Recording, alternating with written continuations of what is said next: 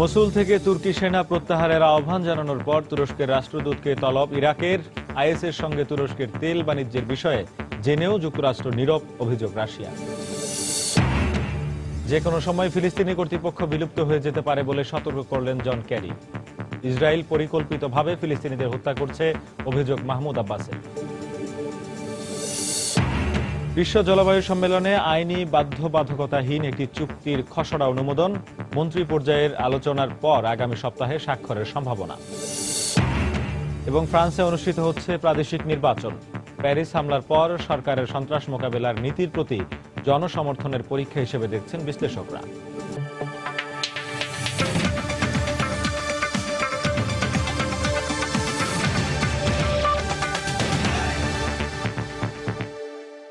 আন্তর্জাতিক সময়ের সঙ্গে আছি আমি শেখ জায়েদ।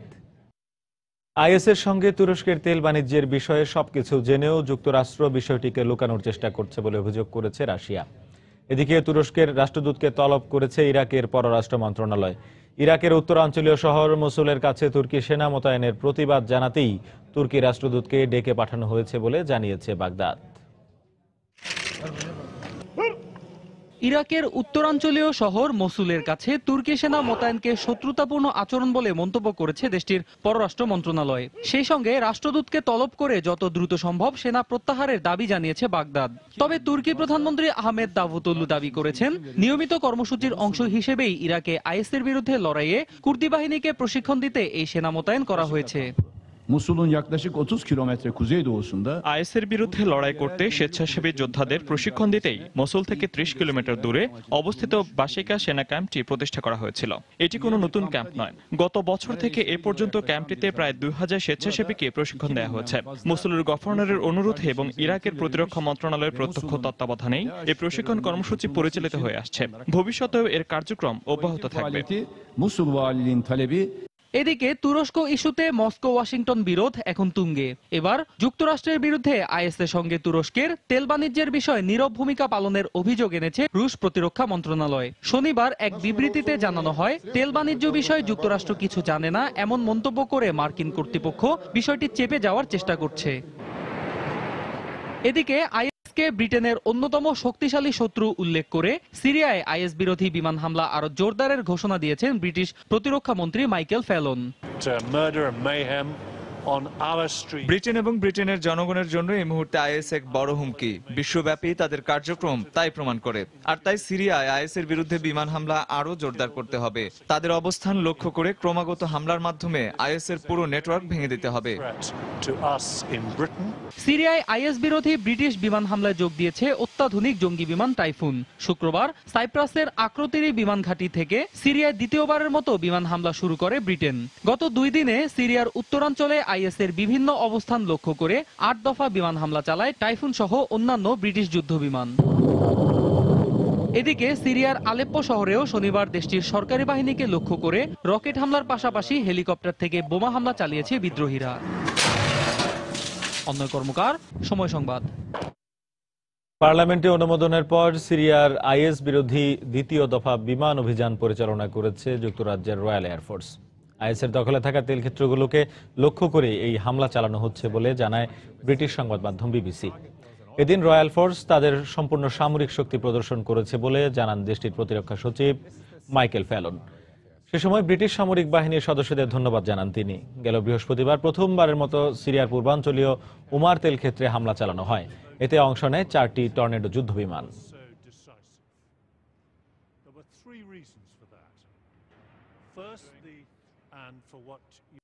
আইনি বাধ্যবাধকতাহীন একটি চুক্তির খসড়া অনুমোদন করেছেন বিশ্ব জলবায়ু সম্মেলনে অংশ নেওয়া দেশগুলোর প্রতিনিধিরা। এখনও কিছু বিষয়ে মতভিন্নতা থাকায় আগামী সপ্তাহে মন্ত্রী পর্যায়ের আলোচনার পর এই খসড়া চূড়ান্ত করা হবে। প্যারিস সম্মেলন থেকে বৈশ্বিক উষ্ণতার হ্রাস এবং কার্বন নিঃসরণ নিয়ন্ত্রণে একটি আইনি বাধ্যবাধকতাপূর্ণ চুক্তি আশা করা হলেও শেষ পর্যন্ত তা না হওয়ায় বিশ্লেষকরা মনে করছেন 2050 সালের মধ্যে 100% কার্বন নিঃসরণ রোধের যে পরিকল্পনা করা হয়েছিল তা বাস্তবায়িত হচ্ছে না। জলবায়ু পরিবর্তন নিয়ন্ত্রণ ও উন্নয়নশীল দেশের জন্য জলবায়ু তহবিল বাড়ানোর বিষয়ে প্যারিসে অনুষ্ঠিত জাতিসংঘ জলবায়ু সম্মেলনের প্রস্তাবিত চুক্তির খসড়া অনুমোদন করা হয়েছে শনিবার। গেল 4 বছর ধরে প্রস্তুত করা 48 পৃষ্ঠার ওই খসড়া অনুমোদন করেন সম্মেলনে যোগ দেওয়া বিশ্বের 195 দেশের প্রতিনিধিরা। সকলের সম্মতি এই প্রস্তাবটি চুক্তিতে পরিণত হবার ক্ষেত্রে একটি সদিচ্ছার প্রকাশ। এখনো আমাদের অনেক পথ যেতে হবে। বড় বড় রাজনৈতিক ইস্যুতে একমত হবার মতো বিষয় একমত হতে হবে। সম্মেলনের ফরাসি দূত লরেন্স তুরিয়ানা জানান, অনুমোদন হলেও খসড়াটির কিছু কিছু ধারা ও শর্ত, বিশেষ করে অনুন্নত দেশগুলোকে ক্ষতিপূরণ দেওয়ার বিষয়ে মতবিরোধ ও বিতর্ক রয়ে যাওয়ায় আগামী সপ্তাহে মন্ত্রী পর্যায়ের আলোচনার মধ্য দিয়ে তা চূড়ান্ত করা হবে। এরপরই হবে চুক্তি সই। আইনি বাধ্যবাধকতা না থাকায় 2050 সালের মধ্যে শতভাগ কার্বন নিঃসরণ রোধের যে পরিকল্পনা করা হয়েছিল তা ভেস্তে গেছে। এই চুক্তি সই হলেও গরিব রাষ্ট্রগুলো কতটুকু লাভবান হবে তা নিয়ে সংশয় প্রকাশ করেছেন অনেকে। এখনো পর্যন্ত প্যারিস সম্মেলনে কি অর্জিত হতে যাচ্ছে তার লক্ষ্য ঠিক করা হয়নি। সপ্তাহের শেষ নাগাদ আমরা ভালো একটা জায়গায় পৌঁছাতে পারবো তা নিশ্চিত করেও বলা যাচ্ছে না। আর্থিক ও প্রযুক্তিগত সহায়তার বিষয়টি সুনির্দিষ্ট না করায় বলতেই হচ্ছে এই প্যারিস সম্মেলন থেকে কার্যত কোনো সুফল মিলছে না। আর জাতিসংঘ মহাসচিব বান কি মুন বলেছেন, এই খসড়া প্রণয়নের মধ্য দিয়ে পরিবেশ রক্ষার কাজ অর্ধেকটা সম্পন্ন হয়েছে। তবে কেউ কেউ বলছেন, খসড়াটিতে কিছু কিছু শক্তিশালী বিষয় রয়েছে যেগুলো বাস্তবায়িত হলে বৈশ্বিক উষ্ণায়ন এ শতাব্দীর শেষ নাগাদ 1.5 থেকে 2 ডিগ্রি সেলসিয়াসের মধ্যে সীমাবদ্ধ রাখা সম্ভব হবে। এক্ষেত্রে সংশ্লিষ্ট দেশগুলোর সদিচ্ছা, অর্থাৎ রাজনৈতিক সিদ্ধান্ত ও প্রতিশ্রুতি বাস্তবায়নের আগ্রহ খুবই গুরুত্বপূর্ণ বিষয়। খসড়াটি আগামী দিনের পরিবেশ রক্ষার কাজের ভিত্তি হতে পারে। এর ফলে বিশ্ব নেতারা সমস্যাগুলোর রাজনৈতিক সমাধানের পথে এগিয়ে যেতে পারবেন। এদিকে যুক্তরাষ্ট্রের ক্যালিফোর্নিয়ার সাবেক মেয়র ও হলিউড অভিনেতা আর্নল্ড শোয়ার্জনেগার ফ্রান্সের parliamentary action on climate change সেশনে শনিবার অতিথি হিসেবে বক্তব্যে বলেন, জলবায়ু পরিবর্তন মোকাবেলা এখন সময়ের চ্যালেঞ্জ। সেশনটি সঞ্চালনা করেন বাংলাদেশের আন্তঃসংসদীয় কমিটির প্রেসিডেন্ট সাবের হোসেন চৌধুরী। হাফসাতুন্নেসা, সময় সংবাদ। এদিকে বাংলাদেশের তথ্য অধিদপ্তর জানিয়েছে, পরিবেশ ও বন মন্ত্রী আনোয়ার হোসেন মঞ্জুর নেতৃত্বে বাংলাদেশের একটি প্রতিনিধি দল জলবায়ু বিষয়ে যুক্তরাষ্ট্রের বিভিন্ন অঙ্গরাজ্যের সিনেটরদের সমন্বয়ে গঠিত প্রতিনিধি দলের সাথে দ্বিপাক্ষিক বৈঠক করেছেন। প্যারিস জলবায়ু সম্মেলনে চুক্তি প্রণয়নের জন্য দায়িত্বপ্রাপ্ত ad hoc working group on Durban platform for enhance যে খসড়াটি প্রস্তুত করেছে তা নিয়ে অন্যান্য দেশের সাথে কাজ করছে বাংলাদেশের প্রতিনিধি দল। আন্তর্জাতিক সময় আরও দেখবেন। যুক্তরাজ্যের লন্ডনে একটি মেট্রো স্টেশনে সন্ত্রাসী হামলায় 3 জন আহত। আটক হামলাকারী বলছে, সিরিয়ায় হামলার বদলা নেওয়া ছিল উদ্দেশ্য। ইসরায়েলি নিরাপত্তা বাহিনী পরিকল্পিত উপায়ে ফিলিস্তিনিদের হত্যা করছে বলে অভিযোগ করেছেন ফিলিস্তিনি প্রেসিডেন্ট মাহমুদ আব্বাস। আর যে কোনো সময় ফিলিস্তিনি কর্তৃপক্ষ বিলুপ্ত হয়ে যেতে পারে বলে সতর্ক করেছেন মার্কিন পররাষ্ট্রমন্ত্রী জন ক্যারি। এ অবস্থায় মধ্যপ্রাচ্য সংকট সমাধানে আরও কার্যকর ভূমিকা নিতে যুক্তরাষ্ট্রের প্রতি আহ্বান জানিয়েছেন ইসরায়েলি প্রতিরক্ষামন্ত্রী মোশে ইয়ালন। শনিবার পশ্চিম তীরের রামাল্লা ইসরায়েলি সেনাদের হাতে নিহত ফিলিস্তিনির দাফন অনুষ্ঠিত হয়। ইসরায়েলি সেনাবাহিনী জানায়, শুক্রবার ছুরি হাতে সেনাদের উপর হামলা চালালে তাকে গুলি করে হত্যা করা হয়। গেল 2 মাসে পশ্চিম তীর ও গাজায় ইসরায়েলি নিরাপত্তা বাহিনী 102 ফিলিস্তিনি নাগরিককে হত্যা করেছে। বিপরীতে ফিলিস্তিনিদের হাতে 21 ইসরায়েলি ও 1 মার্কিন নাগরিক নিহত হয়। ইসরায়েল সরকার এসব হত্যাকাণ্ডের মাধ্যমে একটি পরিকল্পিত নীল নকশার বাস্তবায়ন ঘটাচ্ছে বলে অভিযোগ করেছেন ফিলিস্তিনি প্রেসিডেন্ট মাহমুদ আব্বাস। ভারতীয় গণমাধ্যম দ্য হিন্দুকে দেয়া এক সাক্ষাৎকারে তিনি বলেন, ইসরায়েলি বাহিনীর ক্রমবর্ধমান অন্যায় আগ্রাসনের কারণে পশ্চিম তীর ও গাজায় সংঘর্ষ ও সহিংসতা অব্যাহত রয়েছে। এছাড়া শান্তি আলোচনায় তার সরকার আন্তরিক বলেও মন্তব্য করেন তিনি। এ অবস্থায় মার্কিন পররাষ্ট্রমন্ত্রী জন কেরি বলেছেন, ইসরায়েলের সঙ্গে চলমান উত্তেজনা কমাতে না পারলে ফিলিস্তিনি প্রশাসন যে কোনো সময় ভেঙে পড়তে পারে। যুক্তরাষ্ট্রের ওয়াশিংটনে আয়োজিত 7 ফোরামে দেওয়া বক্তব্যে তিনি একথা বলেন। সহিংসতা থামাতে ফিলিস্তিনি প্রশাসন আরও কার্যকর ভূমিকা রাখতে পারে, কিন্তু তারা তা করছে না, যা পরিস্থিতিকে আরও ভয়াবহ করে তুলছে। অন্যদিকে ইসরায়েল সরকারও সংঘর্ষ থামাতে মোটেই আন্তরিক নয়। এখন যদি ফিলিস্তিনি প্রশাসন বিলুপ্ত হয়ে যায়, তাহলে এই দায়ভার ইসরায়েলকেই নিতে হবে। এদিকে ইসরায়েলি প্রতিরক্ষামন্ত্রী মোশে ইয়ালন মধ্যপ্রাচ্য সংকট নিরসনে মার্কিন সরকারকে কার্যকর পদক্ষেপ নেওয়ার আহ্বান জানিয়েছেন। Unfortunately, মধ্যপ্রাচ্যের অন্যান্য অঞ্চল বিশেষত সিরিয়া ও ইরাক বিষয়ে যুক্তরাষ্ট্র গুরুত্বপূর্ণ ভূমিকা রাখছে, যেটা এ অঞ্চলেও রাখতে পারে তারা, কারণ ইসরায়েল ফিলিস্তিনি সংকট জটিল পর্যায়ে পৌঁছেছে। এরই মধ্যে পশ্চিম তীরের বেথেলহেমে শনিবার বিকেলে ইসরায়েলি পুলিশের সঙ্গে ফিলিস্তিনিদের সংঘর্ষের ঘটনা ঘটেছে। আন্তর্জাতিক গণমাধ্যম জানায় এই সংঘর্ষে 32 ফিলিস্তিনি আহত হয়েছে। রঞ্জন শুভ্র, সময় সংবাদ। ফ্রান্সে আজ অনুষ্ঠিত হচ্ছে প্রাদেশিক নির্বাচন। রাজধানী প্যারিসে সন্ত্রাসী হামলায় 130 জন নিহত হবার 3 সপ্তাহ পর এই নির্বাচনকে বিশ্লেষকরা প্রেসিডেন্ট ফ্রাঁসোয়া ওলাদের সন্ত্রাস বিরোধী নীতির জন্য একটি পরীক্ষা হিসেবে দেখছেন।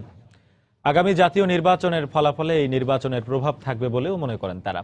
স্থানীয় সময় সকাল 8টায় নির্বাচনের ভোট গ্রহণ শুরু হয়, চলবে রাত 8টা পর্যন্ত।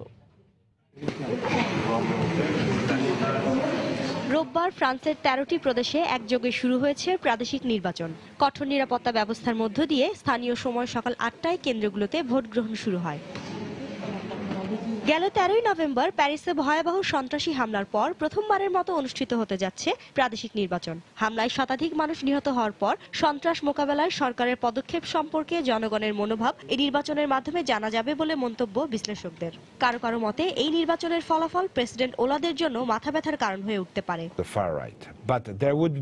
এবারের নির্বাচনে কট্টর ডানপন্থী ন্যাশনাল ফ্রন্ট বড় ধরনের সাফল্য পেতে পারে। অর্থনৈতিক ও সামাজিক বিষয়ের চেয়ে দেশের সন্ত্রাস নির্মূলের বিষয়টি এবার বড় বিষয় হয়ে দাঁড়িয়েছে। নির্বাচন পূর্ববর্তী এক জরিপে দেখা গেছে প্রথম পর্যায়ে নির্বাচনে মেরি লপেনের কট্টর ডানপন্থী ন্যাশনাল ফ্রন্ট এফএন ও সাবেক প্রেসিডেন্ট নিকোলাস সার্কোজির লা রিপাবলিকা দু দলই 30% করে ভোট পেতে পারে। আর 22% জনসমর্থন নিয়ে সবার পেছনে রয়েছে প্রেসিডেন্ট ওলাদের নেতৃত্বাধীন সোশ্যালিস্ট পার্টি। তার দল বেশ কয়েকটি এলাকার নিয়ন্ত্রণ হারাতে পারেন বলেও ধারণা করা হচ্ছে।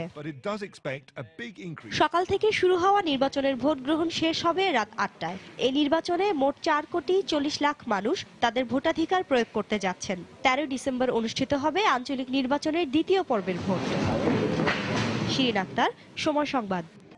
যুক্তরাজ্যে আঘাত হেনেছে ঝড় ডেসমন্ড। তীব্র ঝড়ো হাওয়া ও ভারী বৃষ্টিপাতের প্রভাবে বিপর্যস্ত হয়ে পড়েছে ইংল্যান্ডের উত্তর পশ্চিমাঞ্চল, স্কটল্যান্ড ও ওয়ালেস সহ বেশ কয়েকটি এলাকার জনজীবন। আকস্মিক এ বন্যায় বেশ কিছু এলাকা থেকে লোকজনকে সরিয়ে নিয়েছে কর্তৃপক্ষ। এছাড়া রেল ও সড়ক যোগাযোগ ব্যাহত হচ্ছে। বিবিসি জানায় স্থানীয় সময় শনিবার সন্ধ্যা 7টা পর্যন্ত পূর্বের 24 ঘন্টায় 178 মিলিমিটার বৃষ্টিপাত রেকর্ড করেছে আবহাওয়া দপ্তর। এর প্রভাবে নদীর পানি বেড়ে গিয়ে রোববার নাগাদ বিভিন্ন এলাকায় ভয়াবহ বন্যার আশঙ্কা করা হচ্ছে। এরই মধ্যে নর্থ ওয়েলসে 7 শতাধিক আবাসিক ভবন বিদ্যুৎ বিচ্ছিন্ন রয়েছে। এছাড়া নর্থ ইয়র্কশায়ার ও আয়ারল্যান্ডে বিদ্যুৎহীন রয়েছেন কয়েক হাজার মানুষ।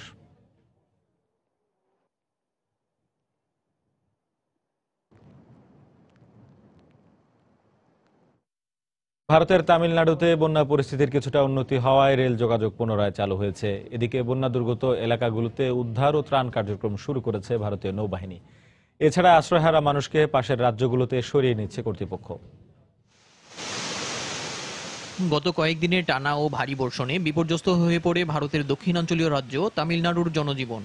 স্কুল, কলেজ, হাসপাতাল বন্ধ ও বিদ্যুৎ সংযোগ বিচ্ছিন্ন হওয়ার পাশাপাশি প্রদেশের রাজধানী চেন্নাইয়ের সঙ্গে অন্যান্য এলাকার সড়ক ও রেল যোগাযোগ বন্ধ হয়ে যায়। বৃষ্টিপাত কিছুটা কমে আসায় মঙ্গলবার বন্ধ হয়ে যাওয়ার পর রোববার কয়েকটি রুটের রেল চলাচল পুনরায় শুরু করেছে কর্তৃপক্ষ। তবে এখনো বিভিন্ন রাজ্যের বহু যাত্রী স্টেশনে আটকা পড়ে আছেন। জম্মু, কাশ্মীর, দিল্লি, উত্তরপ্রদেশ ও বিহারের যাত্রীরা এখানে আটকে আছেন। আমরা সব রুটে সব ট্রেন চালু করার জন্য কর্তৃপক্ষকে অনুরোধ করছি। সোমবারের মধ্যে রেল যোগাযোগ স্বাভাবিক হয়ে আসবে বলে আশা করছে কর্তৃপক্ষ। এছাড়া চেন্নাই বিমানবন্দরে বিমান ওঠানামা আংশিকভাবে শুরু হয়েছে। এদিকে শনিবার প্রদেশের বন্যা দুর্গত এলাকাগুলোতে ত্রাণ ও উদ্ধার তৎপরতা শুরু করেছে ভারতীয় নৌবাহিনী। এসব এলাকার মানুষের দুর্ভোগের খবর শোনার পরপরই আমাদের একটি জাহাজ জরুরি সহায়তা ও ত্রাণ নিয়ে রওনা দেয়। বৃহস্পতিবার এটি পৌঁছানোর পর শুক্রবার আরো 2টি জাহাজ ত্রাণ নিয়ে পৌঁছেছে। এদিকে কিছু এলাকা পানির নিচে তলিয়ে থাকায় তামিলনাড়ু থেকে দুর্গত লোকজনকে পাশের রাজ্য কেরালায় সরিয়ে নিতে শুরু করেছে কর্তৃপক্ষ। এখনো 5,000-এরও বেশি বাড়িঘর পানির নিচে রয়েছে বলে জানা গেছে। প্রায় 7 কোটি জনসংখ্যার তামিলনাড়ুতে মঙ্গলবার 345 মিলিমিটার বৃষ্টিপাত রেকর্ড করে আবহাওয়া দপ্তর, যা গত 100 বছরের মধ্যে 24 ঘন্টায় সর্বোচ্চ বৃষ্টিপাত। দেলোয়ার হোসেন, সময় সংবাদ। ভারতের উত্তর পশ্চিমাঞ্চলীয় রাজ্য রাজস্থানের সড়ক দুর্ঘটনায় কমপক্ষে 17 জন নিহত হয়েছে, আহত হয়েছে অন্তত 20 জন। স্থানীয় গণমাধ্যম জানিয়েছে, রাজস্থানের প্রতাপগড় জেলার ধোলাপানি এলাকায় এই দুর্ঘটনা ঘটে। কারখানা শ্রমিকরা কাজ শেষে ভ্যানে করে বাড়ি ফেরার সময় একটি ট্রাক ভ্যানটিকে চাপা দেয়। দুর্ঘটনায় আহতদের ঘটনাস্থলের পাশের হাসপাতালে ভর্তি করা হয়েছে। হাসপাতাল কর্তৃপক্ষ জানিয়েছে, আহতদের অবস্থা আশঙ্কাজনক এবং মৃতের সংখ্যা বাড়তে পারে। রাজস্থানের মুখ্যমন্ত্রী দুর্ঘটনায় ক্ষতিগ্রস্তদের জন্য আর্থিক অনুদান ঘোষণা করেছেন। ইন্দোনেশিয়ার রাজধানী জাকার্তায় বাস ট্রেনের সংঘর্ষে 14 জন নিহত এবং 10 জন আহত হয়েছেন। জাকার্তা পুলিশের পক্ষ থেকে স্থানীয় গণমাধ্যম জানিয়েছে, পশ্চিম টাম্বোরা এলাকায় একটি বাস সিগন্যাল উপেক্ষা করে রেল ক্রসিংয়ে উঠে পড়লে চলন্ত ট্রেনের সঙ্গে সংঘর্ষ বেঁধে যায়। ট্রেনটি 400 যাত্রী নিয়ে স্থানীয় বগরনগরে যাচ্ছিল। পুলিশ জানিয়েছে, 13 জন ঘটনাস্থলেই মারা যায়। আহতদের পাশের হাসপাতালে ভর্তি করা হয়েছে। আন্তর্জাতিক সময় আরো দেখবেন, ইয়েমেনের বন্দরনগরী এডেনে গভর্নরের গাড়ি বহর লক্ষ্য করে রকেট চালিত গ্রেনেড হামলা, গভর্নর ও তার 6 দেহরক্ষী নিহত। যুক্তরাজ্যের লন্ডনে একটি মেট্রো স্টেশনে সন্ত্রাসী হামলায় 3 জন আহত হয়েছে। ঘটনায় জড়িত হামলাকারীকে আটক করেছে পুলিশ। শনিবার পশ্চিম লন্ডনের একটি পাতাল মেট্রো স্টেশনে 3 জনকে ছুরিকাঘাত করে সন্ত্রাসীরা। এ সময় হামলাকারী এটা সিরিয়ার জন্য বলে চিৎকার করে। হামলার পরপরই তাকে আটক করে পুলিশ।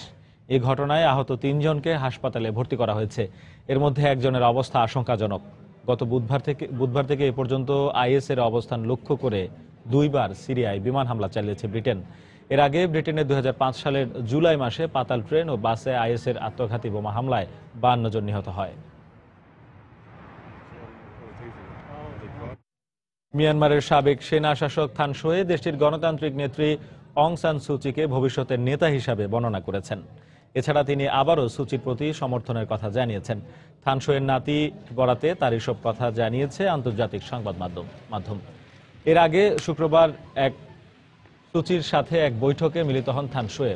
এ সময় আগামী দিনগুলোতে সুচির সরকারকে সব ধরনের সহায়তার আশ্বাস দিয়েছেন। চলতি বছরের অক্টোবরে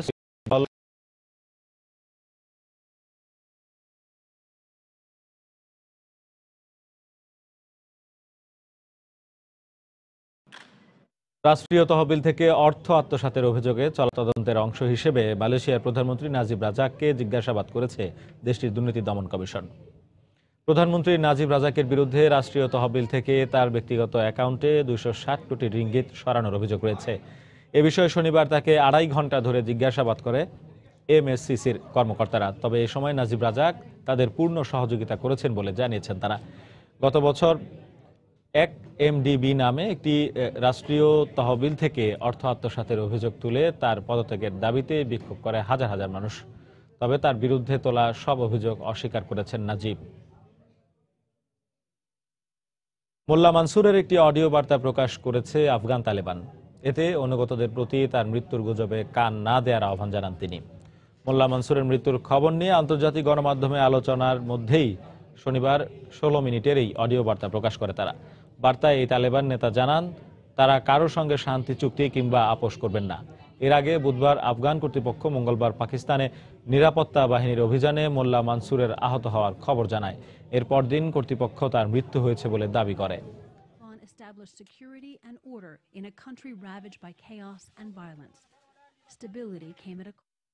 কাস্পিয়ান সাগরে আজারবাইজানের একটি তেল ক্ষেত্রে অগ্নিকাণ্ডের ঘটনায় প্রাণ হারিয়েছেন অন্তত 32 জন শ্রমিক। সে সময় উদ্ধার করা হয়েছে আরো 42 জনকে।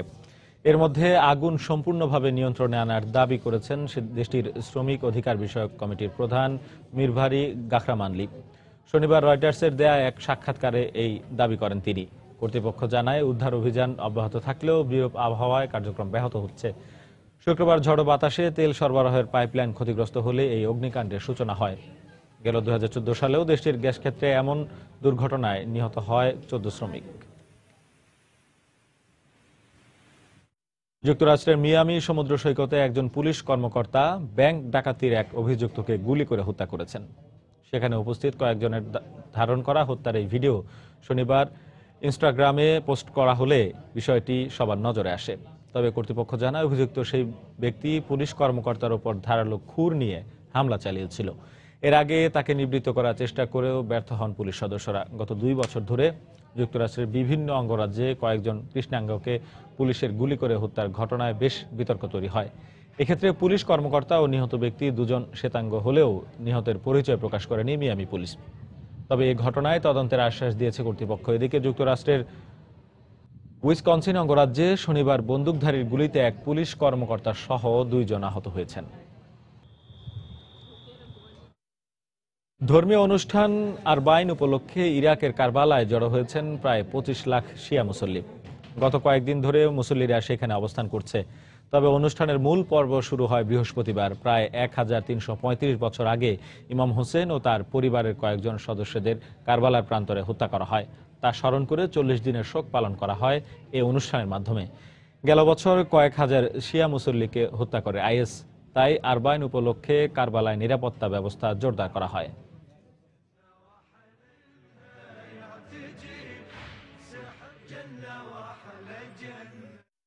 সিরিয়ায় হোমস প্রদেশ থেকে বিদ্রোহী মিলিশিয়া বাহিনী চলে যাবার পর যুদ্ধে ক্ষতিগ্রস্ত হোমসের নাগরিকদের জন্য রেড ক্রিসেন্ট এবং জাতিসংঘ ত্রাণ সহায়তা পাঠিয়েছে।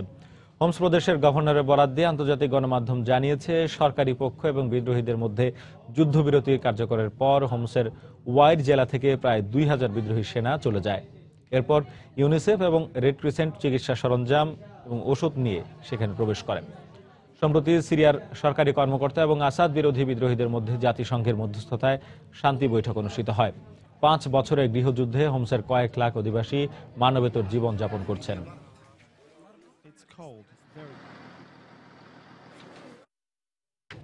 গ্রিস মেসিডোনিয়া সীমান্তে কয়েক সপ্তাহ ধরে আটকে থাকা শরণার্থীদের গ্রিক অভিবাসন মন্ত্রী এথেন্সে আমন্ত্রণ জানানোর পর অনেকে এথেন্সের পথে রওনা হয়েছেন।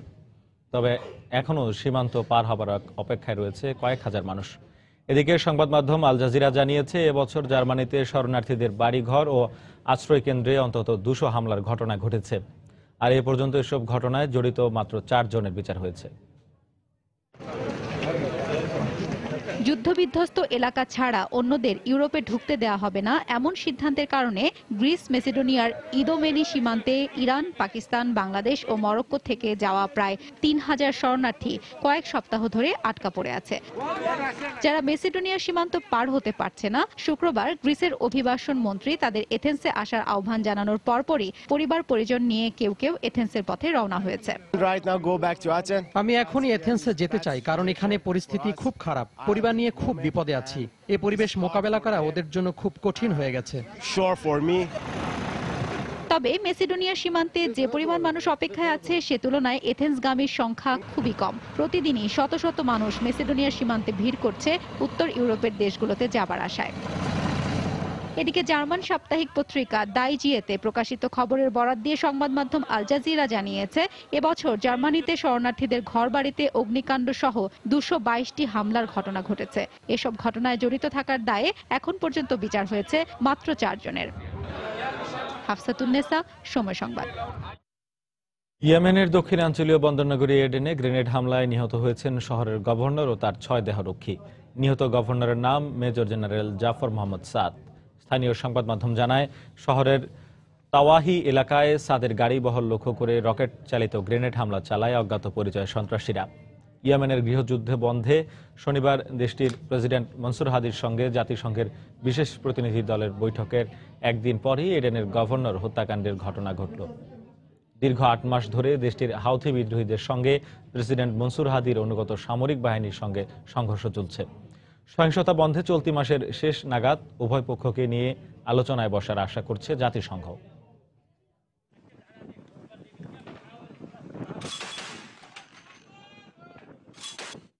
দুর্বল গণতন্ত্রের অভিযোগ তুলে দক্ষিণ কোরিয়ার সরকারের নীতির বিরুদ্ধে আন্দোলন করছে প্রায় 10,000 আন্দোলনকারী। শনিবার রাজধানী সিউলে আন্দোলন করে তারা। তবে এতে কোনো সহিংসতার ঘটনা ঘটেনি। রাজধানীতে মোতায়েন ছিল 18,000 পুলিশ। শ্রম আইনের সরকারের পরিবর্তিত নীতির বিরুদ্ধে তারা এই আন্দোলন করছেন। প্রেসিডেন্ট পার্ক জিউন হাই সরকারের নীতির ফলে কর্মক্ষেত্রে বেতন বৈষম্যের অভিযোগ তুলেছেন আন্দোলনকারীরা। এদিকে এই আন্দোলনের ফলে দক্ষিণ কোরিয়ায় স্বৈরশাসনের অবসান হবে বলে মনে করছেন বামপন্থী সমালোচকরা। নাইজেরিয়ার সীমান্তবর্তী দেশ চাঁদের কৌলফা উপদ্বীপে পৃথক 3টি আত্মঘাতী বোমা হামলায় নিহত হয়েছে কমপক্ষে 32 জন, এতে আহত হয় আরও 130 জন। সাম্প্রতিক সন্ত্রাসী হামলার প্রেক্ষিতে জারি করা জরুরি অবস্থার মধ্যেই সাপ্তাহিক হাটবারের দিনে এই হামলা চালানো হয়। সহিংসতা থেকে প্রাণ বাঁচাতে এই মানুষগুলো এই দ্বীপে আশ্রয় নিয়েছিল। পুলিশের মুখপাত্রের বরাতে সংবাদ সংস্থা এপি জানায়, 3টি আত্মঘাতী হামলাতে অংশ নেয় 3 জন নারী। নাইজেরিয়ার উত্তরাঞ্চলীয় এলাকা থেকে সশস্ত্র সংগঠন বোকো হারামকে সরিয়ে সরকারি নিয়ন্ত্রণ আরোপে সহযোগিতা করছিল চাদ কর্তৃপক্ষ। এই আত্মঘাতী হামলা তারই প্রতিশোধ বলে ধারণা করা হচ্ছে। আন্তর্জাতিক মানবাধিকার সংস্থা অ্যামনেস্টি ইন্টারন্যাশনালের তথ্যমতে গেল 2009 সাল থেকে বোকো হারাম ও সরকারি বাহিনীর মধ্যে শুরু হওয়া সহিংসতায় 17,000 মানুষ প্রাণ হারায়, যাদের অধিকাংশই বেসামরিক নাগরিক। নেপালে চলা নতুন সংবিধান বিরোধী বিক্ষোভের ফলে যে রাজনৈতিক সংকট দেখা দিয়েছে তা নিরসনে ভারতের নেতাদের সঙ্গে বৈঠক করবেন দেশটির মাধেসি সম্প্রদায়ের নেতারা। রোববার নয়াদিল্লিতে এ বৈঠক করবেন বলে জানিয়েছেন মাধেসি সম্প্রদায়ের সদ্ভাবনা পার্টির প্রধান ব্রাজেন্দ্র মাহাতো। তিনি বলেন, নেপালের সরকার মাধেসি সম্প্রদায় সম্পর্কে ভুল তথ্য দিচ্ছে। তারা ভারতের নেতাদের কাছে তাদের দৃষ্টিভঙ্গি ও সমস্যা তুলে ধরবেন। বৈঠকে আরও উপস্থিত থাকবেন অন্যান্য মাধেসি দলের নেতারা। গত 2 মাসের বেশি সময় ধরে ভারত নেপাল সীমান্তে মাধেসি সম্প্রদায়ের ডাকা অবরোধের কারণে নেপালে মারাত্মক জ্বালানি ও ওষুধ সহ নিত্য প্রয়োজনীয় জিনিসপত্রের সংকট দেখা দিয়েছে।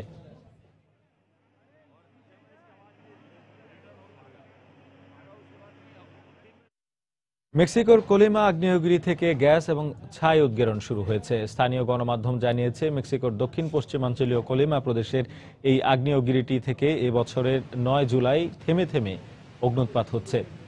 কোলিমা আগ্নেয়গিরি প্যাসিফিক অঞ্চলের আগ্নেয়গিরিগুলোর অন্তর্ভুক্ত।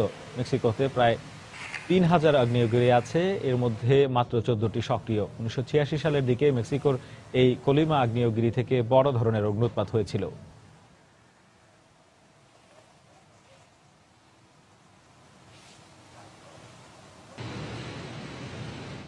বিশ্ববাজারে জ্বালানি তেলের সরবরাহ কমানোর ব্যাপারে এবারও কোনো সিদ্ধান্তে আসতে ব্যর্থ হয়েছে জ্বালানি উৎপাদক দেশগুলোর সংগঠন ওপেক। সংগঠনটির সাধারণ সম্পাদক আব্দুল্লাহ আল বাদরি জানান, মূলত ইরানের কারণেই সরবরাহ কমানোর বিষয়ে কোনো সিদ্ধান্তে আসতে পারেনি ওপেক। ইরানের পক্ষ থেকে বলা হয়েছে, পশ্চিমা নিষেধাজ্ঞা তুলে না নেওয়া পর্যন্ত তারা এই ব্যাপারে কোনো পদক্ষেপ নেবে না। আগামী বছর ইরানের উপর থেকে নিষেধাজ্ঞা পুরোপুরি তুলে নেবে যুক্তরাষ্ট্র। এর আগে সৌদি আরবের কারণে এই ব্যাপারে কোনো সিদ্ধান্তে আসতে পারেনি ওপেক। এদিকে সংগঠনটির বৈঠকের পর বিশ্ববাজারে জ্বালানি তেলের দাম আরো কমে বিক্রি হয়েছে $43 করে, যা গত 6 বছরের মধ্যে সর্বনিম্ন। বিভিন্ন খাতে অল্প কিছু খরচ কমিয়ে এবং কর বাড়িয়ে 2016 সালের বাজেট অনুমোদন দিয়েছে গ্রিক পার্লামেন্ট। মাত্র 8 ভোট বেশি পেয়ে এই বাজেট পাশ হয়। নতুন বাজেটে পেনশন খাত থেকে 180 কোটি ইউরো এবং প্রতিরক্ষা খাত থেকে 50 কোটি খরচ কাটছাট করা হয়। এছাড়া কর বাড়ানো হয়েছে মাত্র 200 কোটি ইউরো। দাতা গোষ্ঠীর কাছ থেকে পাওয়া 8600 কোটি ইউরো অর্থ সহায়তার বিনিময়ে এই খরচ কমানো হয়। বাজেট পাশের জন্য প্রধানমন্ত্রী অ্যালেক্সিস সিপ্রাস বলেন, সামাজিক খাতের কথা বিবেচনায় এনে এবারের বাজেটে কাটছাঁট ও কর বাড়ানোর সিদ্ধান্ত নেওয়াটা কঠিন ছিল। ক্রিমিয়ায় অস্ত্র ও সামরিক সরঞ্জামের প্রদর্শনী করেছে রুশ সেনাবাহিনী। প্রদর্শনীতে সেনা ও বিমান বাহিনীর বিভিন্ন যুদ্ধবিমান এবং যুদ্ধাস্ত্র প্রদর্শন করা হয়। প্রদর্শনীতে আসা শিশুদেরকেও এইসব সামরিক সরঞ্জাম সাথে পরিচয় করে দেওয়া হয়। কিছুদিন আগে সরবরাহকারী লাইন উড়িয়ে দেওয়ার কারণে ক্রিমিয়ায় বিদ্যুৎ সরবরাহ বন্ধ হয়ে যায়। এর কয়েকদিনের মধ্যে রাশিয়া ক্রিমিয়ার এই অস্ত্র প্রদর্শনী করল। ধারণা করা হচ্ছে, ক্রিমিয়ার পাশে রাশিয়া আছে এই বার্তা বিশ্ববাসীকে জানানোর জন্য এই প্রদর্শনীর আয়োজন করা হয়েছে।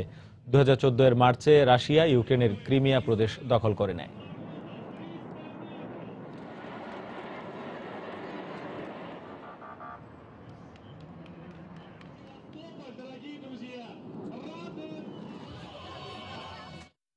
তিনশো বছরেরও বেশি আগে ডুবে যাওয়া এক স্প্যানিশ জাহাজের সন্ধান পেয়েছে কলম্বিয়া। শুক্রবার দেশটির উপকূলে সান হোসে নামের জাহাজটি খুঁজে পাওয়ার কথা জানান president Juan Manuel Santos. Reuters জানায়, 1708 সালে বিপুল ধনরত্ন সহ এই জাহাজটি বন্দরনগরী কার্টাহেনার কাছে ক্যারিবীয় উপকূলে ডুবে যায়। কলম্বিয়ার নৌবাহিনী ও প্রত্নতত্ত্ব বিভাগের সঙ্গে বিশেষজ্ঞদের একটি দল দীর্ঘ অনুসন্ধান চালিয়ে জাহাজটির সন্ধান পেল। এটি স্পেনের রাজা পঞ্চম ফিলিপের নৌবহরের অংশ এবং তা দক্ষিণ আমেরিকা থেকে ধনরত্ন লুট করে স্পেনে ফিরছিল বলে জানায় বিবিসি। জাতিসংঘ এই জাহাজটিকে বিশ্ব ঐতিহ্যের অংশ বলে বর্ণনা করেছে।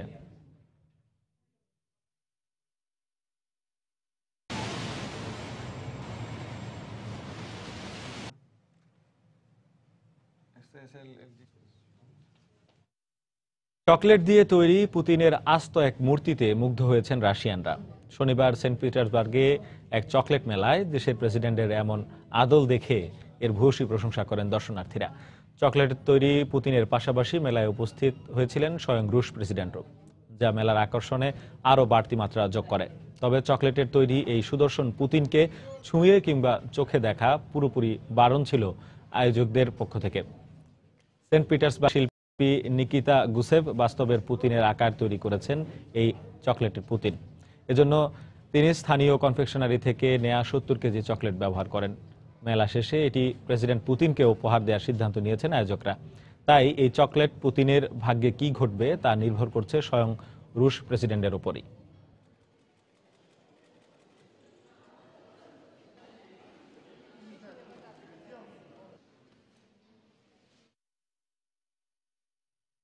ভারতে প্রথমবারের মতো অনুষ্ঠিত হচ্ছে আন্তর্জাতিক পাখি উৎসব। শুক্রবার আগ্রার জাতীয় উপাসনালয়ে এই উৎসব শুরু হয়।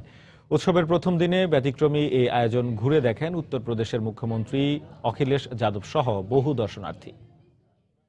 শত শত পাখি একসঙ্গে ডানা মেলে উঠছে, পানিতে ভাসছে। তাজমহলের শহর আগ্রা এখন যেন এক পাখির নগরী। পাখির প্রতি মানুষের আকর্ষণ বাড়ানো, পরিবেশ বান্ধব পর্যটন এবং প্রত্যন্ত অঞ্চলে কর্মসংস্থান বাড়াতেই প্রথমবারের মতো ভারতে পাখি উৎসবের আয়োজন করা হয়েছে। এখানে বিলুপ্তপ্রায় পাখি সহ 300 প্রজাতির পাখি দেখতে পাবেন দর্শনার্থীরা। বিভিন্ন দেশ থেকে বৈচিত্র্যময় প্রজাতির পাখি আনার চেষ্টা করেছি আমরা। বিলুপ্তপ্রায় নানা প্রজাতির পাখি রয়েছে এখানে। এই উৎসবের মাধ্যমে আমরা জানাতে চাই বিশ্বের বিভিন্ন দেশ থেকে কিথাম, পাটনা ও কাটারা ঘাটে পরিযায়ী পাখি আসে। প্রথমবারের মতো ভারতে অনুষ্ঠিত হচ্ছে পাখি উৎসব, যা দেশটির জন্য গর্বের বিষয়। সৌভাগ্যবশত আমি এমন এক দেশ থেকে এসেছি যেখানে পাখি দেখাটা খুবই জনপ্রিয়। আমার দেশে পাখি উৎসব শুরু হয় 27 বছর আগে। আমরা দেখতে পাচ্ছি কিভাবে দ্রুত উৎসবটি বিশ্বের বিভিন্ন দেশে ছড়িয়ে যাচ্ছে। আগামী বছরগুলোতেও এই আয়োজন অব্যাহত থাকবে বলে জানিয়েছেন আয়োজকরা। আফরোজ নিপা, সময় সংবাদ। আন্তর্জাতিক সময়ের শীর্ষ সংবাদগুলো জানিয়ে দিচ্ছি আরেকবার। মসুল থেকে তুর্কি সেনা প্রত্যাহারের আহ্বান জানানোর পর তুরস্কের রাষ্ট্রদূতকে তলব ইরাকের। আইএসের সঙ্গে তুরস্কের তেল বাণিজ্যের বিষয়ে জেনেও যুক্তরাষ্ট্র নীরব, অভিযোগ রাশিয়ার। যে কোনো সময় ফিলিস্তিনি কর্তৃপক্ষ বিলুপ্ত হয়ে যেতে পারে বলে সতর্ক করলেন জন ক্যারি। ইসরায়েল পরিকল্পিতভাবে ফিলিস্তিনিদের হত্যা করছে, অভিযোগ মাহমুদ আব্বাসের। বিশ্ব জলবায়ু সম্মেলনে আইনি বাধ্যবাধকতাহীন একটি চুক্তির খসড়া অনুমোদন। মন্ত্রী পর্যায়ের আলোচনার পর আগামী সপ্তাহে স্বাক্ষরের সম্ভাবনা। এবং ফ্রান্সে অনুষ্ঠিত হচ্ছে প্রাদেশিক নির্বাচন। প্যারিস হামলার পর সরকারের সন্ত্রাস মোকাবেলার নীতির প্রতি জনসমর্থনের পরীক্ষা হিসেবে দেখছেন বিশ্লেষকরা। এ ছিল আন্তর্জাতিক সময়। যে কোনো খবর পেতে ভিজিট করুন সময়নিউজ.tv। সঙ্গে থাকুন সময়।